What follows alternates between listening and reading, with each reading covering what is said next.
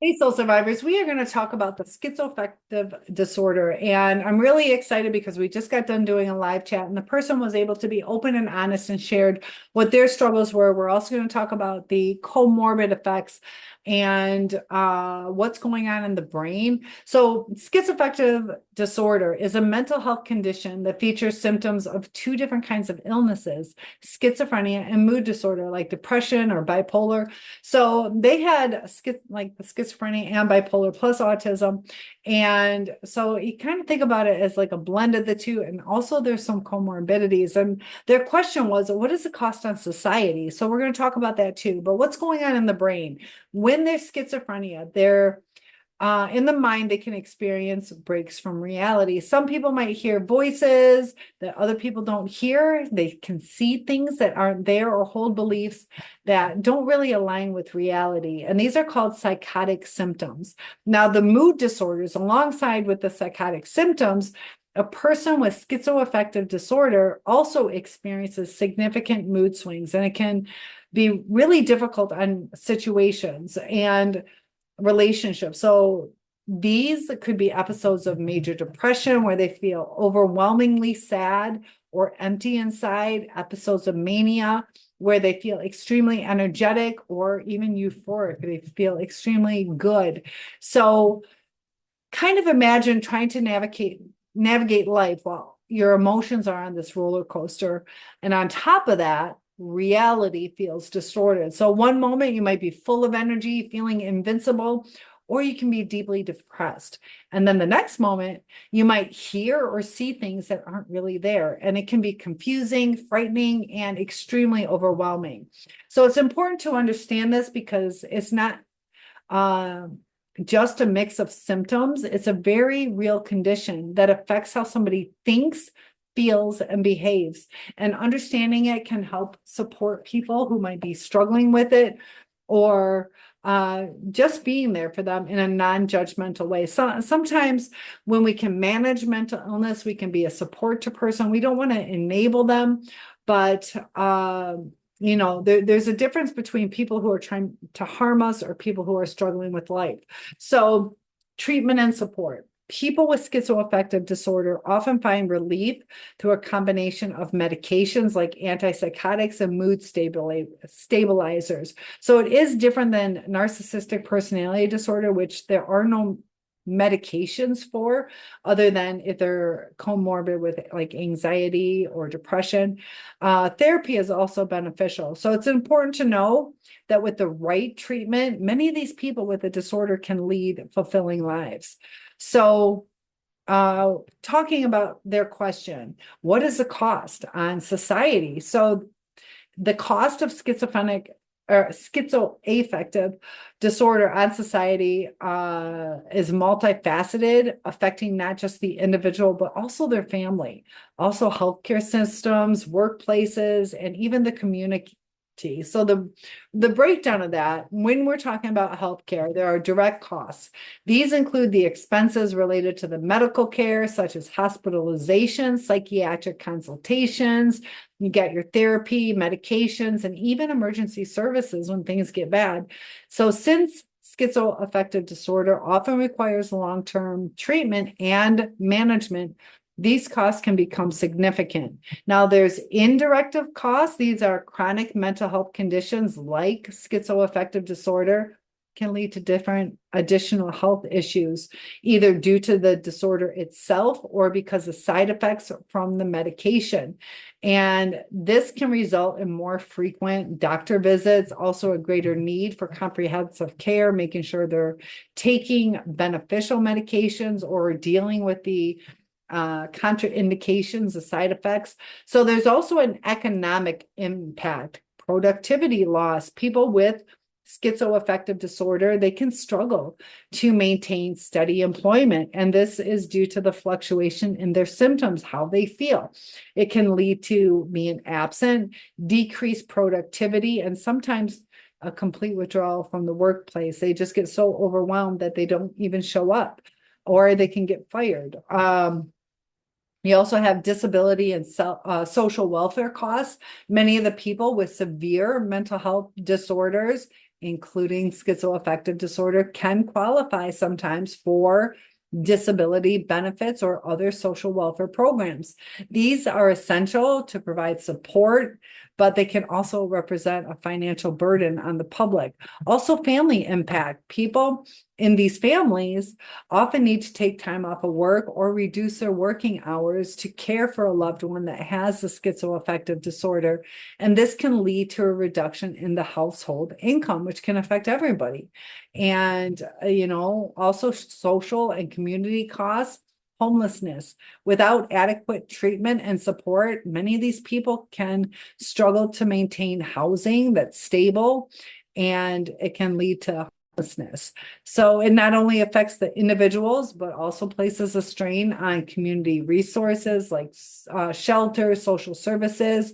And within the criminal justice system, sometimes if they're untreated or poorly managed, people with schizoaffective disorder can lead to encounters within the criminal justice system, whether they're just minor offenses or more serious incidences. This places an additional cost on law enforcement, court systems, and incarceration facilities, whether it's jail or prison. Also, stigma and discrimination. The social stigma associated with mental health can lead to social isolation. It was really interesting because they had said that they are where they don't socialize. It was interesting because they prefer isolation. They grew up in like a group home, and it's kind of like their norm too. You grow up isolated and that's your comfort level, but they were also saying they're an extrovert, and I found that interesting. So with this can further exacerbate the condition, hinder recovery when there is that social stigma. So this societal cost is more challenging to quantify, but has profound impacts on the quality of life and individuals with this disorder. So how does it impact their quality of life? Personal and family burden, the emotional and psychological toll on both the person struggling and their family can be significant. They often experience stress as a family, anxiety, depression as they navigate the challenges of caring for a loved one. Community support systems, mental health disorders like schizoaffective require robust community support systems. Not every community has what they need to give to these people. It can include counseling services, support groups, advocacy organizations. These symptoms, while essential, they do require funding and resources in order to be effective. And the treatment, there is medication like antipsychotics. Usually this is the first line of treatment, and they want to help manage the psychotic symptoms such as the delusions and hallucination.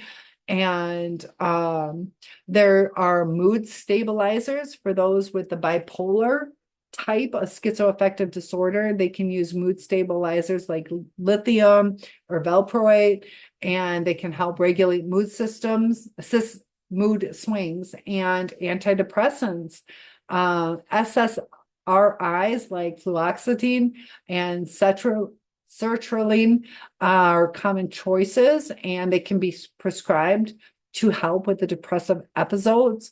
And anti-anxiety medications, because sometimes anxiety goes along with this, and it can be used to address these anxious symptoms that also are comorbid. Family therapy is important, but it is a cost. Family therapy can educate and support family members, helping them to understand the disorder, improve communication. Communication is usually key in almost every relationship. Also helps with problem-solving skills and supportive therapy. This type of therapy provides emotional support, helps build social skills, assists in problem-solving, and a regular routine. There's lifestyle support. By establishing this regular routine with consistent sleep, meals, and activity, this can help regulate and stabilize the mood and reduce stress. Healthy diet and exercise. When they have the resources to eat healthy, and they can maintain physical health through their proper diet, regular exercise, and that can improve overall well-being and complement the treatment plan. Social support, such as peer groups, both in person and online, can provide a sense of community, shared experience, and this is vital within the recovery process. But during severe cases, especially during acute psychotic episodes, or if there is a risk of harm to their self or to others, sometimes hospitalization is necessary to stabilize a person. So how does this impact relationships? They can be significantly impacted, both for the person diagnosed and their loved ones. The disorder symptoms, like those mood swings, the paranoia, withdrawal, it can create challenges, but understanding and proactive communication can make a huge difference. So there's an emotional strain on the individual. Person with schizoaffective disorder can struggle with their self-esteem. They can often feel misunderstood or worrying about being a burden, which can lead to social withdrawal. And isolation in general, regardless of what you're going through, is usually not a healthy thing. We are social beings and we need the support of others. So loved ones, whether it's their partner, their family member, or their friends, they can start feeling overwhelmed or confused, frustrated. They feel like they're doing everything, and it just doesn't seem to be making a difference. So it can be even more challenging if they don't fully understand the disorder or even know how to help. So when dealing with this, like I said, communication is key, but there's challenges, a lot of misunderstandings. These symptoms, like the delusions or the extreme mood swings, can lead to misunderstandings or even conflicts in relationships. A person might misinterpret somebody's intentions or react strongly to a minor issue, and it can just exacerbate or snowball. And the stigma around surrounding mental health can make it hard for people to talk openly. So it was such a blessing. This person felt comfortable to talk to me about it. That's why I want to address their questions. And if you guys struggle with something, or if you've been diagnosed, I'd love to do a podcast with you and get the word out there. The more we understand each other, the more we can help each other. And dependency and caregiving, there can be sometimes role changes where partners or family members might take on a caring role. And this can shift the dynamics of the relationship and lead to feelings of dependency on one side, or feelings of responsibility, or even that burnout that happens. So caregiving, especially without advocate or adequate support, can lead to emotional and physical exhaustion for the caregiver. That's why if you're caring for aging parents or somebody with a mental health problem, that sometimes break it up a little bit. Maybe a sibling can help you watch, or a family member, or sometimes even hiring for care, because it can lead to burnout and create mental health issues within yourself. So it can also cause tension in the relationship, and sometimes the caregiver might feel resentful or guilty, and it can lead to a whole host of feelings. So paranoia and distrust. When they had this paranoia and delusions, it might make it difficult for somebody with this disorder to trust other people. And this can even include loved ones. And like, again, there you have that withdrawal or conflict and relationship strain. Security in the relationship. Partners might feel insecure or uncertain about the future, especially during these periods of instability. It kind of goes in waves or cycles, and it can affect the long-term stability of the relationship. Predictability is important. Stability is important, but the unpredictability can really wreak havoc sometimes. So there are positive aspects and growth, strengthen bonds for some relationships. Going through these challenges of the schizoaffective disorder can actually strengthen the bond between the individuals, leading to greater empathy, understanding, resilience. But both the individual with the disorder and their loved ones can experience their growth and learn to navigate this disorder together. It can lead to a deeper connection, a more profound appreciation for each other, All depends on how it's handled, maintained. It can either be negative or positive. So if you guys are struggling or need support in some way, please let me know, because schizophrenic disorder does present challenges, especially in relationships, but patience, the right kind of support, can lead to better things. So with the SSRs, I'm going to do a video. I'll do that next. How SSRs work on the brain. So type in how SSRs work on the brain for my next video to find out more how to deal with the medical side, like the medications that can help maintain this. I'll see you in the next video. Topic requests are always welcome. Please like and subscribe and share this with somebody that'll help.